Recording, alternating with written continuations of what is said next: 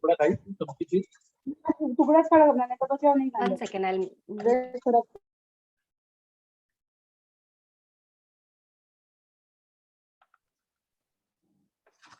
Yes, Kumud Didi, you can start. Okay. Chapter 18, Liberation through Renunciation, Moksha Sannyasa Yoga, through perfection and surrender. Gita is a piece of art and a strange beauty. It is a liquid poetry expounding solid philosophy. It is not a book of science yet. It has very scientific approach towards life. This is perhaps the sacred charm of the Lord's song from the day of its production 3,000 years before Christ. Sage Vedvyasa wrote holy epic Mahabharata. It is largest single literary work of existence in Sanskrit.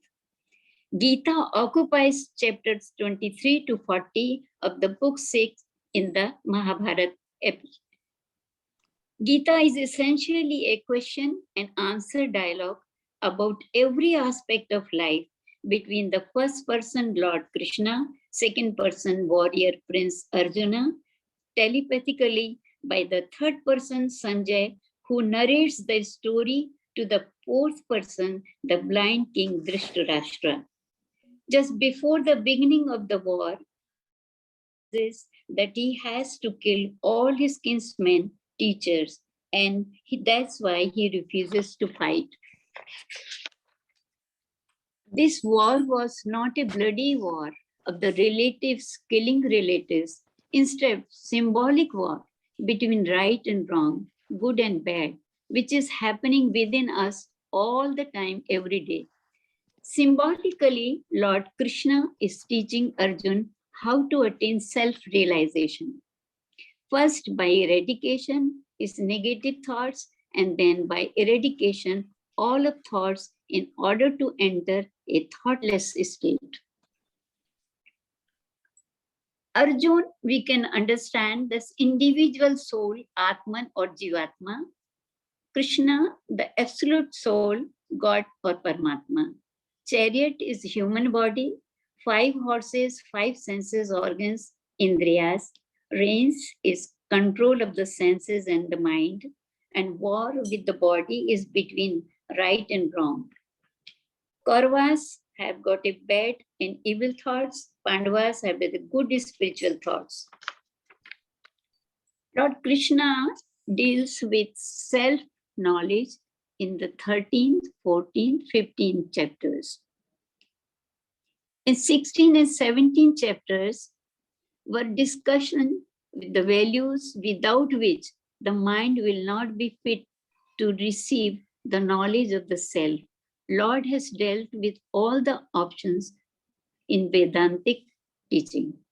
Arjun puts his last question to Krishna, seeking to clarify the difference between sannyas and tyaga.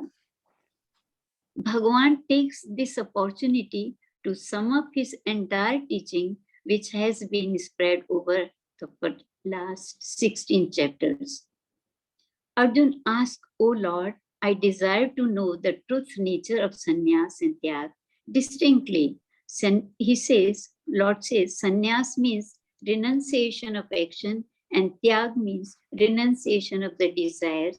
Both come from the root word meaning to abandon.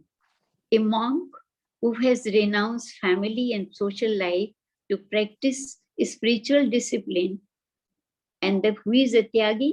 Tyagi is a one who acts without selfish desires for the reward of his actions. However, Krishna declares, never renounce the prescribed acts of duties. Sacrifice, charity, penance, not to be given up. These are the aids to purify wisest souls also. Tyag helps to proceed towards sannyas. In tyag, attachment to the body, doership predominates. Objective of tyag is to acquire virtuous qualities. In sannyas, attachment to the body diminishes. Sannyasi lives in the silent experience of the avoidance in the state of Brahman. Lord classifies renunciation into 3 types: tamas, rajas, and sattvic. Actually, sattvic is karma yoga or karma yogi. Karma yogi renounces the results of action. In due course of time, he gets self-knowledge, not affected by the consequences, whether they are good or evil or mixture of both. These are in 10th or 12th shlokas. Every action, 5 factors are involved: the body, mind, prana, the mind with the senses organs, the ego, and the 5th preceding divinity. Of all of these actions, good or bad, are accomplished through these 5 factors. The self is not involved in any action, but due to identification with these factors, one mistakes oneself to be the doer. But the wise man does not have ahankar or ego born of identification. That's why he is free from neither karma or for the doership. Bhagavan introduces 6 factors for any transaction. They are knower, knowledge, known, doer, action, and the instrument of the action. This is in the 18th shloka. Of these 6 factors, Krishna takes up again in 3 things: knowledge, action, and doer. Further division based on the 3 gunas, later the Lord divides the intellect and the will also on the same basis. He takes about 3 gunas of happiness. He says in this creation, nothing is free from these 3 gunas. After dealing with various gunas, Krishna applies them to the social fabric of humanity. Very intelligently, he classifies the entire mankind under the 4 distinct heads, that is Brahmani, Kshatriya, Vaishya, and Shudra.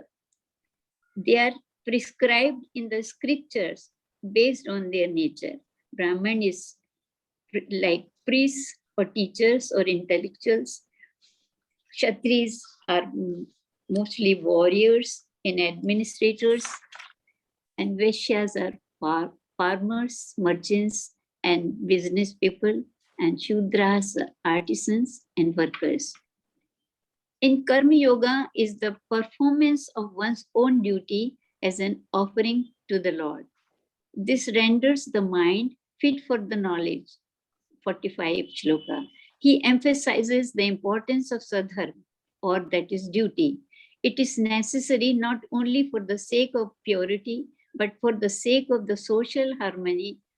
The purified seekers who is detached and self-controlled will soon attain liberation through this Jnana Yoga. Lord gives brief outline of meditation, which is necessary to assimilate the knowledge gained through Shravan Manan and so many other factors. Having restrained all organs and having a disturbing thoughts like desire, anger, etc., one should remain in a secluded place, being firmly established in his Brahman nature. Then he becomes free from grief and desire. Being the same to all beings, he enjoys the highest devotion. By devotion, he knows me in essence, who I am. Then, having known me in my essence, he enters into the supreme me. Attitude of surrender, constantly remembering the Lord and dedicate all his actions to him, that devotee attains the Lord, crossing over all obstacles. On the other hand, if one tries to evade his duty based on his nature, it will be in vain and harmful. Here Lord says, if he says, those who have no faith in discipline, devotion, desire to know me, then please do not tell them the knowledge which I have given it to you. Bhagavan concludes the teaching and directs Arjuna to do whatever he thinks is the dharma for him. He does not force him to do what he should do. But he once again repeats his teaching. Fix the mind on me. Be my devotee. Be my worshipper. Surrender to me. You shall reach me alone. Truly, I promise to you, having renounced all actions, seek me. I shall liberate you from all sins. Do not grieve. Lord states these. There are few some conditions that seeker has to fulfill in order to realize Brahman towards the path of moksha. These are certain points which will help us to follow the path of to gain Satgun and then realize Brahman. The first is purity of intellect, firm control of the mind, abandoning of all sense objects, giving attachment, hatred, dwelling in solitude, moderation in food, keeping his speech, body, mind under control, practice of intense meditation, perfect dispassion, abandoning egoism, violence, arrogance, and desire, giving up the sense of I and mine, being ever peaceful, having full faith in Lord and surrender to his lotus feet. To get the essence of Gita, one should go through some important phases in life. One, discover the problem of this bondage or sansar. Second, one should be sincere to get the freedom from this bondage. Three, realize that one cannot solve his problem independently. Then what we should do? Surrender to Guru, seeking his advice. गुरु गोविंद दोनों खड़े काके लागम पान बलिहारी गुरु आपकी जो गोविंद दियो बताए. Guru gives assurance to his disciple, and in that, you know what he says: Sarv dharman paritajya mamekam sharanam vraja aham tva sarv papebhyo moksha ishyami ma shajaha. Abandon all dharma, that is duties, and just surrender unto me the will of God. I shall deliver you from all bonds of karmas. Now, one who imparts, the one who receives this wisdom, attain the Lord's by himself. Even the one who hears with faith attains higher world. Arjun gratefully acknowledged Lord's teaching, and he promises that he will apply this in his life. Sanjay tells to Dhritarashtra how blessed he was to listen to this glorious dialogue between the Lord and the Arjun. Sanjay remembers the whole cosmic vision, and then he says, Yatra Yogeshwaraha Krishno, Yatra Partho Dhanurdharaha, Tatra Shri Vijayo Bhutir Dhruva Nitir Matir Mam. There is no one equal to him, no one greater to him. Wherever the Supreme Lord and his devotee present, the light of truth will always vanquish the darkness of falsehood. Victory will always be on the side of the good and his pure devotee, and so will be goodness, supremacy, and abundance. This is my little request, and then probably we should follow. The false value of life is in us. Try to rediscover the divine nature in each one of us, which is the essential heritage of man. Discard the beast from you and find liberation in angel in you. Vivekananda has given a very good few words, but beautiful message in it.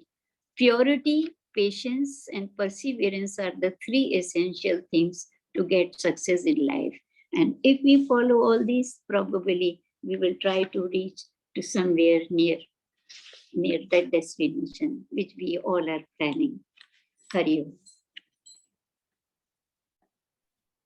Didi, may I request you to repeat again those beautiful last line? Try to rediscover yourself and try to find out the beast. Yeah, I will do that. Okay.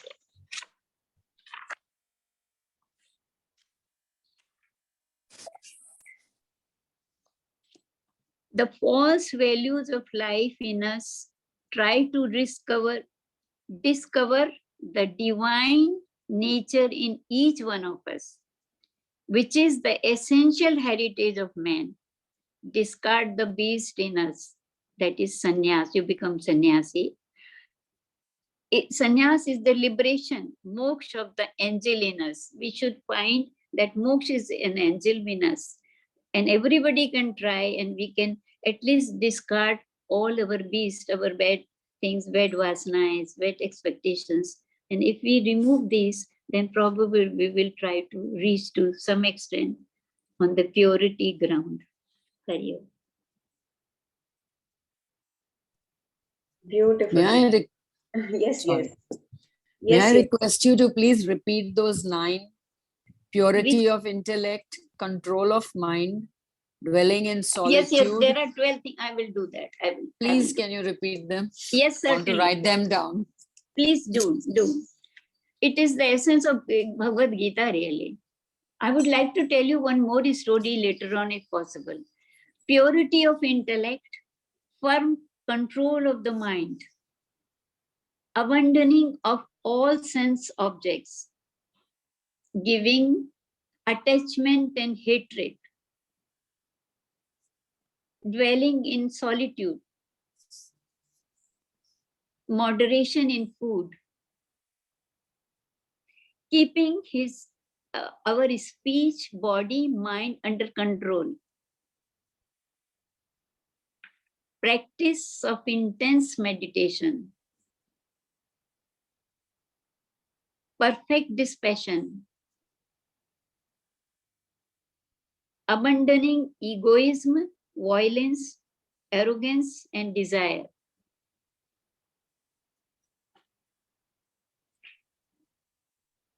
Giving up the sense of I and my. Being ever peaceful. Having full faith in Lord and surrender to his lotus feet. Thank you so much. Hari Om.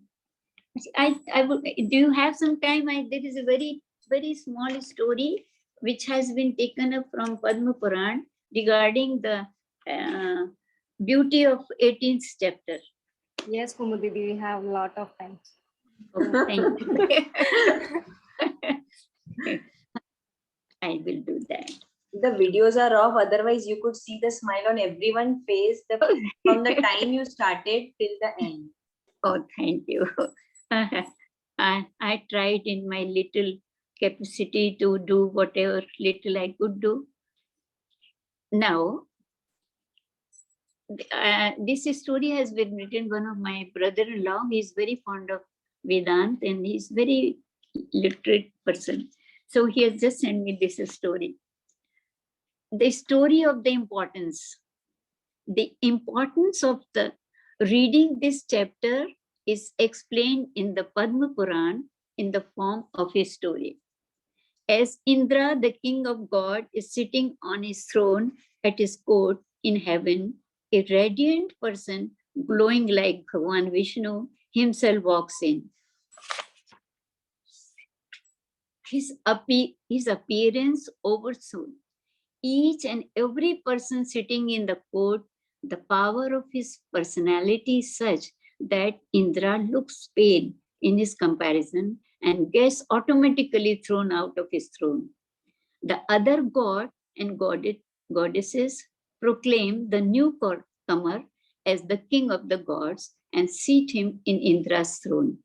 Shocked and ashamed, Indra goes to Shir Sagar where Lord Vishnu is resting and inquire about the tapas done by the newcomer, the power of which could even throw Indra off his position.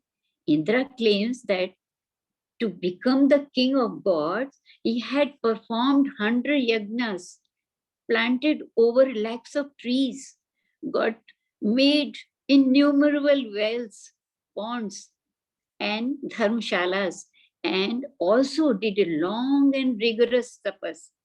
The power of so many good deeds got him to this position. Yes, just send me this thing. Indra was wondering about the punyas earned by this newcomer that got him better than him in his position. Lord Vishnu smiled and said that the person throughout his life had read aloud 5 shlokas from the 18th chapter of Srimad Bhagavad Gita and also followed their message in his life.